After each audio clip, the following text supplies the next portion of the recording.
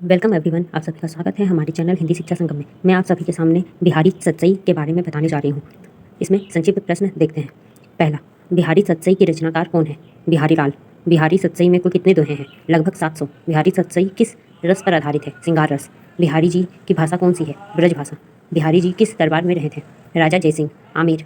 बिहारी सतसई किस छंद में लिखी गई है? दोहा। बिहारी जी का जन्म कहाँ हुआ था? ग्वालियर। कुछ मदों में बासावार है। बिहारी सतसई का काव्य शास्त्रीय पक्ष किस शैली से जुड़ा है? रीतिकाल। बिहारी सतसई में वर्णन शैली कैसी है? सुक्तिपरक। बिहारी जी ने सतसई में किस देवता की वंदना की है? श्री कृष्ण की। बिहारी सतसई को किस नाम से जाना जाता है? बिहारी के दोहे। बिहारी जी ने किन दो विषयों को विशेष बल दिया है? नीति और श्रृंगार। बिहारी सतसई की शैली क्या है? संक्षिप्त और सारगर्भित। बिहारी सतसई का प्रमुख अलंकार कौन सा है? उपमा और रूपक। बिहारी के काव्य में किस प्रकार की दृष्टांत शैली मिलती है? नायिका भेद। बिहारी जी किस युग के कवि हैं? रीतिकाल। बिहारी के दोहों में कौन सा नायक प्रधान है? नायिका प्रधान। बिहारी जी की सतसई किस प्रकार की काव्य रचना है? मुक्त काव्य। बिहारी के काव्य में श्रृंगार का कौन सा पक्ष अधिक है? माधुर्य पक्ष। बिहारी सतसई में नीति संबंधी दोहे कितने हैं?